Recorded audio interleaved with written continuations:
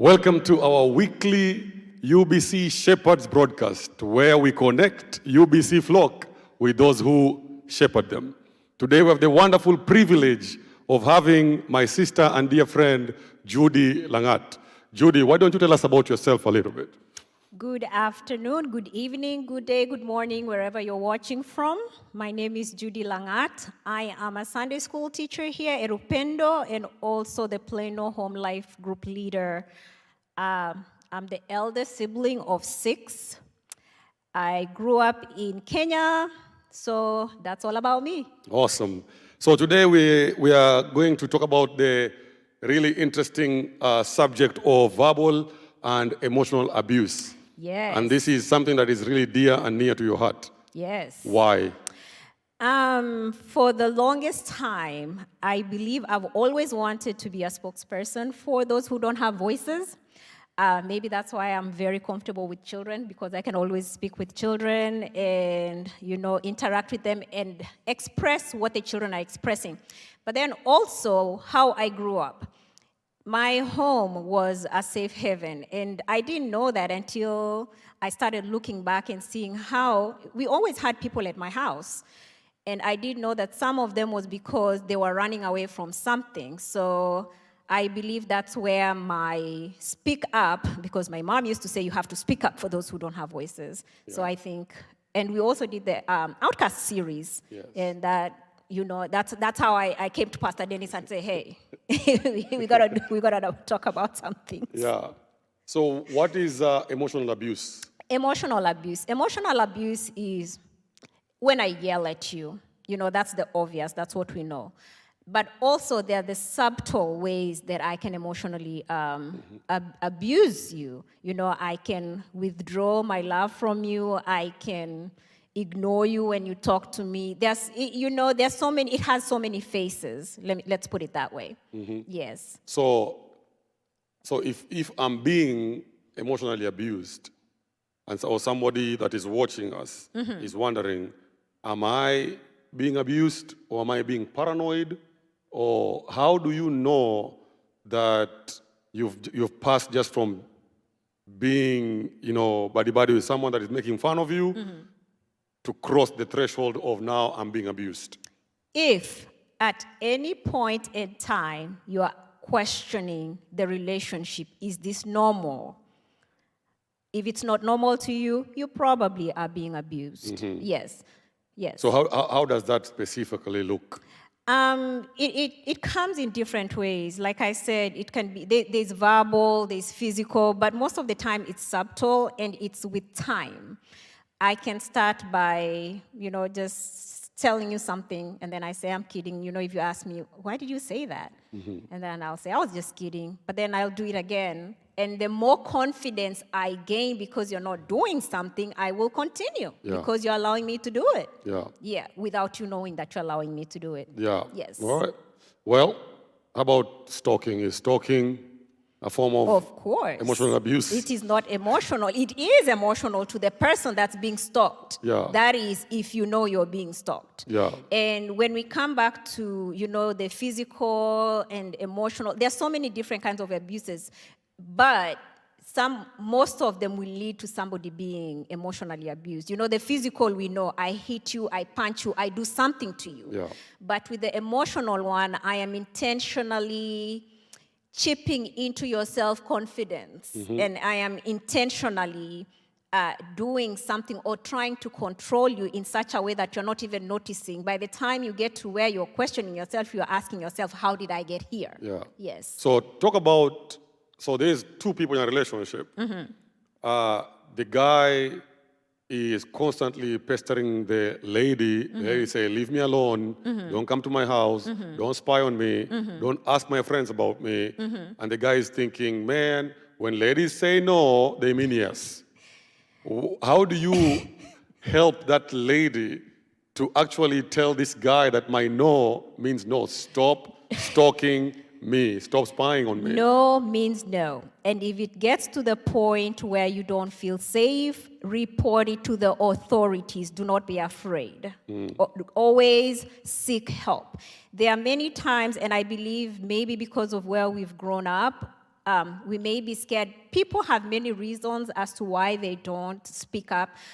I could say some people may be embarrassed, Yeah. or I can come and say to somebody, okay, this is what's going on to me, and they don't believe me. So I get discouraged because the person that I trusted and I spoke this to will ignore me. Then if I can't talk to this trusted person, where else can I go? So there are many different ways that people will continue to be in such a spot. Yes. So, embarrassment. We are Africans. Yes. And Africans, we've been told or we know that we live in a shame culture. Yes. So I don't want to embarrass my boyfriend, husband, wife, family, yourself. So I'm going to suffer, and especially if I'm being told that I'm the problem and I believe it. And then I just keep on keeping quiet because I don't want to embarrass anybody. Is there any other reasons that people don't speak up? Yes, fear. That's the biggest one. When we talk about us guys as immigrants also, that fear of if I speak out, this person may get in trouble, or I myself may get in trouble. You know, there's so many reasons why people don't speak up. And sometimes also, especially when it comes to verbal or emotional abuse, you'll call the cops and, you know, they might not help you. Yeah, but there are other resources out there. You can, if you have a trusted friend, like I say, call your friend. If you know somebody in church that you can speak to that person. If you have that one person that, you know, you can say, this is what's going on. But then on the other side also, as regular people, be observant. If you notice something about your friend, you know, that's not normal, just reach out and say, hey, is everything okay? That's a way of looking out to others without being inquisitive, without being, you know, getting into their business. Have you encountered a situation where you see your friend is not normal, and then you ask them and they're actually honest? Yes, sometimes, and no. Sometimes you have to dig in more. It depends on the level of trust that the person has with you. I remember for me growing up, there's this one specific individual growing up. You know, we even had a nickname for that person because that person was very well kept. So fast forward, we meet when we are grown-ups, you know, and I call him by that specific name we used to call him. And, you know, he said, don't call me by that name. I really didn't like it when you guys called me by that. And I said, oh, I'm sorry, I didn't know that. And why is that? He said the reason why he would keep himself the way he kept himself was because their dad was physically abusive, you know? And he would come home late at night and he would whoop everybody from mom to the baby. But then he had to keep that face when he came to school because this was a prominent person in the society, you know? So there are many ways. And now, you know, talking to him, I felt bad because I abused him by calling him that name, yet he didn't speak up to say, you know, so it feels bad. I feel bad about it, but at the same time, sometimes we do it without knowing because people don't speak up. So what is the place of sarcasm in verbal abuse then? Sarcasm, you know, unless you understand each other, like right now, you know, me and you getting to know each other, right? There are some jokes that we can throw at each other, okay? But then if somebody else says the exact same thing to me, I'll ask myself, why did that person tell me that? Yeah, because we don't have that relationship. It depends on the relationship. But then now, when it is verbal or, like, personally, me and my siblings, we can cut up and we are okay because it's my siblings. But the same way that we cut up with my siblings, the same way that we talk to each other, I cannot speak to somebody else that way. Because I may come out as being rude, I may come out as being loud, you know, and which I've been told I am. So, you know, we have to be careful every time when we are communicating with somebody, be cautious, get to know that person, get to know where that person is coming from. I mean, I've had people come and say something to me that, you know, I'm like, why did that person say that? So there's people with different personalities. So there are people that they never meet a stranger. They meet you, and the first time that they met you, they just begin to treat you like they've known you for a long time. Correct. So at what point do you Because you don't want to be the person that everybody walks around you like they're walking on eggshells. On eggshells, correct. So how do you, and the balance there for me is, I guess, life is a balanced game. How do you balance being somebody's friend and being free and sarcastic with them, and then, crossing over to, okay, this is too much now? Okay, so if me and you are joking and throwing words at each other and you're comfortable with it, that's okay, okay? But then if you say, Judy, I didn't like it, or I notice maybe your countenance changes when I say something, I have to pull back and say, maybe I went too far. I'll give an example of myself the other day in class. Like I say, if you know me from when I was younger, you know my nickname. I'm not going to say it right now. But, me and the other students were just we were having fun and the teacher was coughing, and you know what season we're in. So it got to a point where I think for me, I felt as though we went too far. Yeah. And I emailed the teacher and I said, I'm sorry if we went too far. Yeah. And he emailed me back and he said, no, you guys didn't go too far. I enjoy it when you do that. So we continued. Like the day after, we continued, joking about it. Yeah. But if he had said that, no, I don't like it, I need to stop. When somebody says no, take that no as a no. Yeah. Okay? Yeah. So why is verbal abuse so hard to recognize? Because verbal abuse starts, some of it, like if I yell at you, you recognize that's verbal abuse. Maybe I'm busy, I'm stressed, and I yell at my kid once in a while, That's me venting out on the kid. But if it's something that I do over and over again, that's abuse. Now, that's one part. The other part is some of it is subtle. It starts, I'll use the Swahili word, pole pole. Pole pole, yeah. So when it starts, like I'll say something and he took it. So next time I'm gonna go above. He took it, and then I just keep going to the point where by the time you're like, okay, why does Judy talk to me that way? I have gone so far into it that, if you don't say you're hurting my feelings, I'll just continue and not know that I'm abusing you. So it's subtle. So let's talk about this in the context of a marriage. Okay. So people are dating. Yes. And they're about to get into marriage, because most of the verbal, physical, emotional abuse, I think, happen in the context of marriage. Yes. And this is a place where you can't run. At least if somebody is your boyfriend or your friend, you can run away. What if you are locked up in a marriage? Now, before even you get into that marriage, somebody is dating right now. And what signs are they looking at to see this guy is an emotional abuser or physical abuser? Because at that point, when people are dating, everything is so nice and rosy. Is it possible to notice that before you get in? Or you have to get in, unfortunately, to find out that somebody is or is not an abusive person? It depends. It depends. I would say probably before the marriage, there are red flags that people miss. However, you have people who are very good at the game, that they put their best foot forward until you're locked in. Now, once you're locked in, they're like, okay, where is she gonna go? Now I can do, or where he gonna go? Yeah. I can do what I do best, which is, do as, how would I put it? Talk to this person the way I want to. It doesn't matter because they're already in the relationship. Yeah. What do you think causes?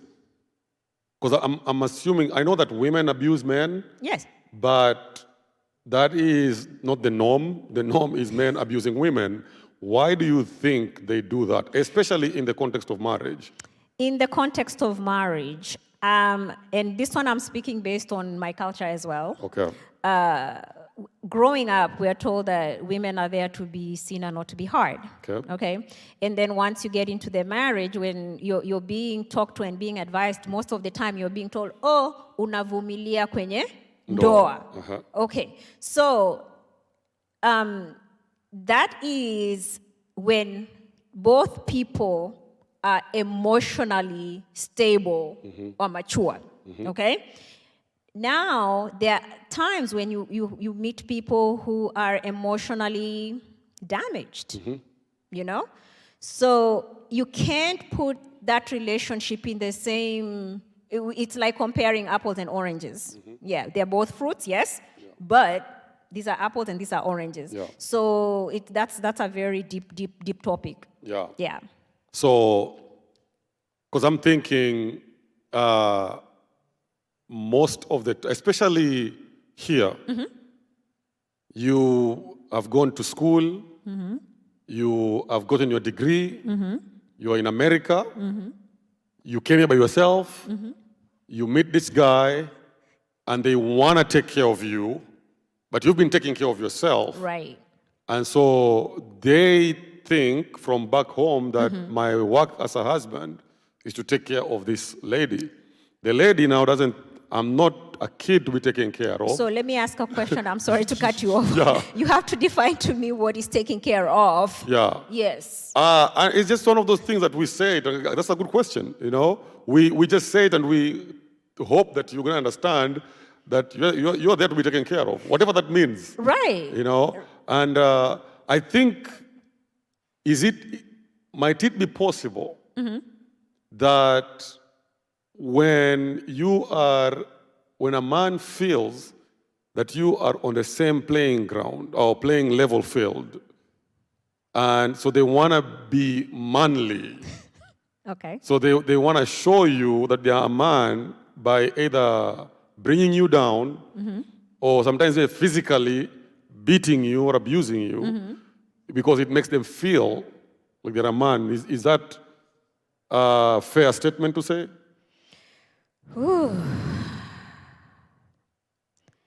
I don't know how to answer that question. Yeah. That's a very hard question, but no. Yeah. It's not a fair statement. That's why I asked the question, what do you mean by taking care of me? So, for example, Yes. many men feel if I am married, I need to make more money than my wife. Yes? And if I don't, I have to show her in other ways who is the man in the house. I think I've lived in America too long. You've lived in America too long. Oh, yeah. Oh, yeah. Oh, yeah. Yes. And I think that's a fair thing to ask people who are dating. Yes. Yes. Are yes, you yes. okay with a lady making more money than you? Because in this world today, that is not just a dream. It is a reality. It can happen or it is happening. Yes. And when that happens, how are you guys gonna handle that? People are different, and the way I relate to you is not the same way I'll relate to the next person. Okay, so I can lie to you and tell you that it's okay for you to take care of me if you tell me what it means that you're taking care of me. But then you can also lie to me that you're taking care of me, but you're taking care of me is not what I know by definition as taking care of me. Yeah. Taking care of me could be you chapping me. No, I don't want to be taken care of. Yeah, exactly, exactly. Yeah. So, in an instant where somebody is in an abusive relationship, but they're constantly being told it is your fault. Yes. You caused me to do this. I'm normally a nice person. Yes. How do you advise those people? Let's pause for a minute. Did I take your hand and make you hit me? Let's, Yeah. So. Is that even a feasible conversation in that environment? No. Yeah. Because when you have this person that feels you're an adult, I'm an adult. And as an adult, if you feel you cannot communicate with me, or to me with words, you have to do something to me that's hurtful to me, then no, that's not, it happens, yes, but that's not a healthy relationship at all. Is it possible that there are people that are just super emotional and very fragile? Yes, but as long as you're hurting me, it doesn't matter if I'm emotional or fragile. Yeah. It doesn't matter. Yeah. You've hurt me, period. Yeah. And that's what people need to know. That there is no excuse for someone to take advantage of you or to treat you badly. No excuse at all. Always, when God created us, He created you and He created me in His image. So the same way I should treat you is the same way I should treat the next person. It doesn't matter if it's a child who was born today or my grandmother who is 100 and something years old. It doesn't matter. Yeah, I should accord you the same respect as a human being. Yeah. So is it possible for somebody to get out of an abusive relationship? It is possible, but it is challenging. It Yeah. also depends, it depends on a lot of things. Yeah. Yes. So we're going to talk about that next week. Okay. But before we go there, how do you recognize an abusing person? Or what are the personalities of an abuser? Okay. So the main thing is that person wants to control you. That person wants to dominate you. You know, it's very interesting that you say that because unfortunately, women are very interesting. They like men who are in control. When they're dating, they're like, man, that guy, he is so confident. He just takes control. Take me out of that bucket. But how do you differentiate between a confident There you person go. and a person that is just a control freak? There is a difference between confidence. I love a confident man. I love a confident woman. I love a confident child. Okay? But I pushed away by a controlling person. There's a whole difference between control and confidence. So if I am a confident person, I am able to accept you the way you are. If you're a confident person, you will accept me the way I am. But if you're a controlling person, you want me to do things from your angle. And that's the difference between confidence and control. So if I'm dating somebody, I want a confident person, not a controlling person. But is it possible to miss that? Yes, it is possible to miss that. In the, what do they say, in the blindness of love and the infatuation of the moment, is it possible to miss that? And what is the role of community in helping each other to say, this guy, because there are people that are actually famous, and the people know that they're bad people, but when they're dating somebody, nobody wants to come and say, now they'll come in the hindsight and say, we knew it. Why didn't you tell me if you knew it? Let's start with the first question, which was, is it possible to miss it? It's possible to miss it because nowadays, if you look at the way relationship, with this .com thing, I can hide behind a lot of things, okay? I can hide behind the computer, I can hide behind the text. And then also, I can be a very good pretender. I can be a very good pretender in such that I hide the real me. I wear a mask until I have nimekweka kwenye box. You know, I don't know what the term they use it nowadays. I and then it. now the real me is revealed. And then also you have to remember sometimes how I behave when I am indoors and how I behave when people are watching me is different. So there are some people when they're out there, they present the best of themselves. But then when they are inside behind closed doors, oh boy. Yeah. So finally, and this is going to be fun, there's a man watching me right now. Okay. And there's a lady abusing them. How in the world, as a man, do you come out and say, I am being abused by a female? And how does that look like, really? Like, I can't even picture it in my mind. How does a female abusing a man look like? The same Verbal, way. physical, emotional. The same way a man would abuse a woman is the same way a woman would abuse a man. So are they being controlling?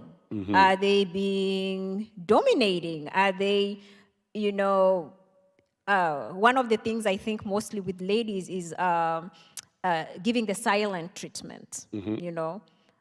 So it's happening. It's happening, and these are topics that we sweep behind, under the rug because of our culture, because of... Yeah, an African It's man sad. going to tell somebody. Maybe you would be the best person to answer that No, question. I'm thinking about it. I'm thinking, I have a friend, one of my good friends here is Nelson. Yes. And I go to Nelson and I say, Nelson, man, Allison. I'm thinking, no, I can't do that. Because I don't want to be seen as less of a man. But how do you, and I don't know, maybe that's that kind, I need to find a man that has been in an abusive relationship to come and boldly stand before the world and say it happens. Because I'm sure there are people watching me right now that don't believe that men get abused. I know it happens. Have you heard of a case? Yes. Of a man getting abused by a woman? Yes, and I've actually seen men, did they know? Not here in America though. Did they know that they're being abused? I cannot explain because I was younger, I was a child, Okay. but we knew that... But even then, you could see. Yeah, the woman was the one hitting the man. Oh, wow. Yeah. And I remember... That it was really sad because we knew mama ya fulani anapigwa na, mzee anapigwa. Mzee ndio anapigwa, mama ya fulani ndio anapiga. So I've seen that. Hey. And most of the time we put it in terms of the people from that tribe or the people from that culture do that. Yeah. No, it's everywhere. We are just good at hiding it. Yeah. And it is sad. So if that is happening, men, you always have the boy-to-boy talk or whatever. If you cannot talk to your boys, or there's help out there. There's help out there. There are counselors out there. And we're going to talk about that next week. Yeah. So this is part 1 of a 2-part series about where to get help and all that. We even have experts in our own community who deal with these things. All I think that would be a good idea to involve them in these issues. Well, if you can find them, bring them here, and we're going to involve them. Yes. And if you know who they are, let us know. Next week, we're going to give the information out to people. Yeah. And so, Judy, unfortunately, this has been a wonderful time. That was time fun. Imeisha. It's been fun.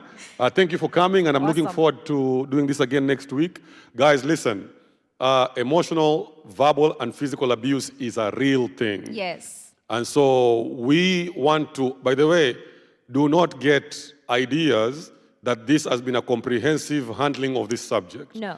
What we're doing, we're just opening the lid that we can begin conversations, that these are not things that we need to be ashamed about. Mm-hmm. So if you are out there, or even within our church here, a man or a woman, and you're going through, or you are inside an abusive relationship, or you suspect that you're in an abusive relationship. I think somebody said that if you suspect that you are in an abusive relationship, there's a big chance that you are actually in an abusive relationship. So let's figure out how we can be there for one another. One of the things that I think I like to advise people is you see wonderful people who are in community, and then when they start dating, they isolate themselves. Right. So really there's no way for us to see them relating to one another in this relationship. Right. But I hope that we can talk about that next week. Guys, it's been fun. This again is our weekly Shepherds broadcast where we connect the UBC flock with those who shepherd them. One more thing before you can. Yes. Also, as a Sunday school teacher, adults, pay attention to what the kids you are shepherding are saying. Yes. Yes. Because they may be in a home where they're not safe. Yeah. And it's happened, not here at UBC, somewhere else. It's happened where a child spoke up. And when a Sunday school teacher followed up, they found out that, they were not in a safe environment. So I guess abuse is not a respect of age. It is not a respecter of age, education, culture, nothing. All right. It does not respect. Well, thank you so much. Thank It's been you. fun. Guys, thank you for tuning in. We're going to see you here again next week. God bless. God bless you.